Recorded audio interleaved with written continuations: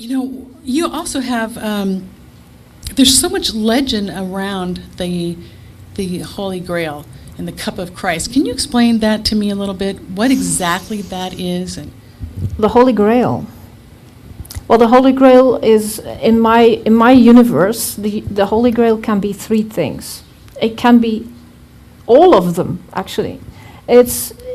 There was the habit of a royal family or a noble family to have a sort of golden or silver bowl, and the bowl would be used as a divination cup. This is going into the Near East, Middle East section in the old days. So Jesus could have had a cup, a real cup, which went from, father to son, or from mother to daughter, or anyway, in the family it would. And the Hebrew name for such a cup is goral.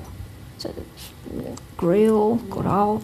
So I thought maybe that could have been it. Maybe it was also, the female principle. The goddess in each of us. We need to balance up male and female energies a little bit more. And it's been a very male sort of thing going on for the past 2,000 years. And I think the loss of the goddess throughout those 2 millennia has been the cause of everybody trying to get back in touch with this feminine principle. So this grail could be the soul, the heart, the feminine principle. And it could also be a bloodline, There were, in the old days, it was very important to follow a bloodline. It had something to do with the genes, and, it's very important to follow a bloodline. So it can be either or it can be and. And I'm going for and. I like that. And, and that was what Otto Rahn, I think the biggest uncovering, if you will, in the book was that he found that through Hermetic teachings that the belief in God is bothly divinely feminine and masculine, where we've kind of been fed to believe that God is a male deity. Yeah. And, in metaphysics and spirituality, we pretty much know Father, Mother, God, but that might not go so well with other people. Well, it is, as above, so below. You have the number 8 going on all the time. So you have the eternal spirit, which is a male quality. And you have the goddess, the earth, Mother Earth thing. So you always have the spiritual and the material going into each other. So it's again not either or, it's and. It's the Deus means two. So you always have God being male and female at the same time as being one. And in Aramaic, Jesus had the Lord's Prayer called Abun, and Abun means all Father, Mother. So there is this balance thing that was disturbed later, after the 1st century. Well, in this book, it is a fiction, it is a thriller, but there is a lot of hidden messages in there. So what were you trying to accomplish with writing this book? I want people to start to think for themselves. It is very important that people pick up on their own beliefs rather than following other people's beliefs. It's important that people start to discover for themselves what is in their hearts and follow their own hearts. The thing is that if you work with your heart, everything starts to fall into place. A lot of things fall into place for you. Your whole life cause falls into place. And I think that is pretty much the message, to work with your heart. Love conquers everything. Love is the light in the room, in any dark room that lights up the room.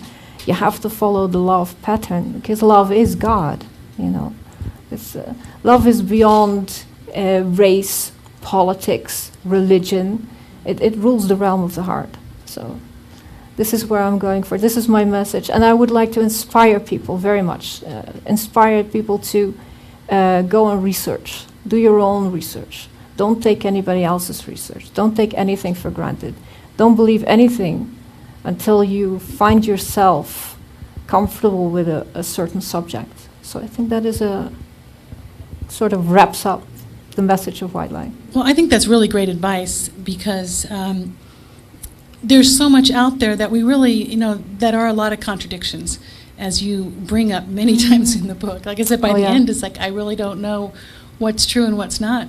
But one thing that I like that you do as well is that I personally am just fascinated with the times of the life and times of the Essenes. And, you talk a lot about that in the book, and the actual original teachings of Jesus. Yeah. If you go into what is more important about the time of Jesus, is what he was saying, what he was teaching. Jesus was teaching something. And we are so focused on this cross thing, and it's focused on the crucifixion. It's like, why don't we focus on the teachings of Jesus? And when you start to study the teachings of Jesus, you find out that he was teaching the Hermetic teachings. And the Hermetic teachings was something that the Essenes did. The Essenes were very much into purifying their existence by looking at their conduct. If you are a good person, conduct is the main thing. Purifying yourself. That is what happened in southern France with the Cathars. They were like the Essenes. They tried to purify themselves by having excellent conduct and by having this male-female balance in their lives and by being a good person. If you are a good person, you can change the world because you inspire other people to be good as well. You're a light bringer, you're a light worker. This is very important to have this beaming out into the world. You can change the world by starting with yourself. And I really truly believe that, and that's what was so great about the book, that you did bring back those original teachings, and it was just so distorted in so many areas that I really enjoyed that part of the book, that it runs through there. So the book as well, you left it wide open for another book, which I thought was very clever of you. So do you have another book in the works that will pick up where this one takes off? Oh yeah, I'm writing a sequel. Everybody will be very pleased that I'm writing a sequel, because there's a lot in the New Testament, but there is a lot of mysteries in the Old Testament, and I found a big mystery. So I'm writing a sequel on the very, very big mystery, forbidden mystery of the Old Testament. But it will take a couple of years for me to write. So you're just going to leave us hanging? Is that what I'm hearing here? That's what I'm getting here. It's worth waiting for. Well, it's a big one. What do you think are some of the biggest, if you even care to answer this, some of the biggest misconceptions during that time period? Because you call that first century the whole century of hidden truths, something like that. Yeah, it's mainly because when Rome started to be a power state, they changed some things that happened in the first century. They changed history, as it were, to fit their book. They wanted to have a power state with a religion. This is Constantine's work eventually, and people picked up from that. So what you're trying to do is find out what really happened in the first century, because the truth is so much more beautiful than the white lie. So everybody should really get into studying this real history of the first century. It's amazing. Well, I think it's also very exciting that this is obviously you put your heart and soul in this. Your whole life has been this research and these writing in these books. And so tell me, you actually take people on tours now of Occitania, where the whole book went?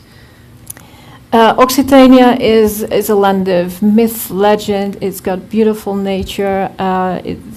We have a tour operator called Barenka, and we do tours through the country. We have authors coming in with their tour groups, and this is an amazing place to go because it's unknown. Everybody's been to all the major places in the world, but Occitania is very, very special. So it is also the country where Otto Rahn went to. This is the relic hunter that lived before the Second World War, and he went there to find the Grail. So this is Grail country. This is the place where actually the Grail myth started. It's the place where the Knights Templars were, the singing minstrels called the troubadours, the Cathars, the Gnostic Christian groups that were holding on to that first century mystery and history that Rome tried to get rid of. And this is where the Holocaust in the 13th century took place.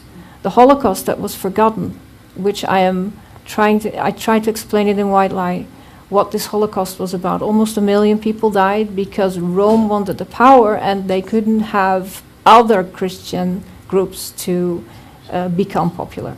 And the Cathars became very popular. And Rome just tried to wipe them out. This is close to 1 million people, you know. So I think it's important that we know that there is this forbidden history, not just hidden history, but also forbidden history. History that was pushed away, pushed on the ground, because nobody was about to hear it. And Otto Rahn was the one that discovered the Cathar, true history of the Cathars and the Holocaust. And he wrote a book called Crusade Against the Grail, which sort of wraps it all up in the title. It was a crusade against the Grail. And we're now beginning to understand what it is all about. And I think it's, if you read a book called White Lie, you will read all about the history, the mystery, first century, the Cathars, the Gnostic groups, all of the things that Otto Rahn was trying to do. And of course, Otto Rahn himself became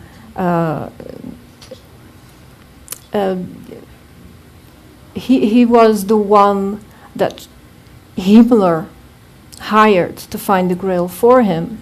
He couldn't find a physical Grail, and he unfortunately ended his life in 1939 because he couldn't live with the Germany that it had become.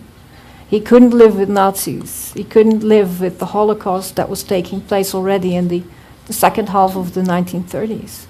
So he ended his life. He couldn't live in this horror state anymore. So Otto Rahn was not a Nazi. He was part of the SS, found out what it was about, and then tried to quit. He actually quit. He sent a note to somebody that he wanted to quit. And he ended his life in 1939. He was found in the snow in Tyrol. Yeah, I mean, how do you tell Hitler, you know, I'm not liking this anymore? Yeah, like, I can't live with it. Literally, you can't live with it, and you just take your own life. A lot of people did that. A lot of Germans just tormented. did that. Yeah, they couldn't live with the Germany that it had become. Well, yeah, like I said in the book, that you really, you're conflicted with him because he seems like he's actually a very nice man, and he has a heart and soul, and he has the history, and he means so much. But yeah, he was a Nazi, and he was right in the thick of all that time period. He was shocked. Yeah. Well, you know, I was thinking when you were telling me about Octania that this has got to be Annika heaven. It is. Heaven on earth for you. Absolutely, absolutely. This is the place that everything took place that I was researching, and living there means that I could, you know, I could do everything I could explore to my heart's content. And the result is all in my book. And the results are great. They really are. And I can imagine that your tour business is going to start really picking up when people start really getting a hold of this book. That's good. The country needs it. Yeah, economically. Yeah. It's just the grapes, you know. Okay. Grapes and tourism. But we're not knocking the grapes. I mean, well, the grape, you know, the bloodline is symbolized by grapes. Yes, absolutely. So it's the spirit. So, you know, I'm down with that. So. Yeah. But it's been so much fun to have you here. I really, really enjoyed the book. And I wanted to let you know that the book is out. You can find it anywhere you can find the book, that books are sold. Amazon, I know it's on, it's at Barnes & Nobles, it's in Kindle edition, Nook. You can find this book. It's called White Lie. And also, check out Annika's, I get confused, Annika Jeanne, but Annika's website is jeanned'aout.com, and I know we have that up on the screen. She's got some great trailers and lots of information about the book. I know you're going to love it. So that's all the time we have for now. Stick around because we're going to be back with Sandy Sedgbear with more of the Virtual Light broadcast.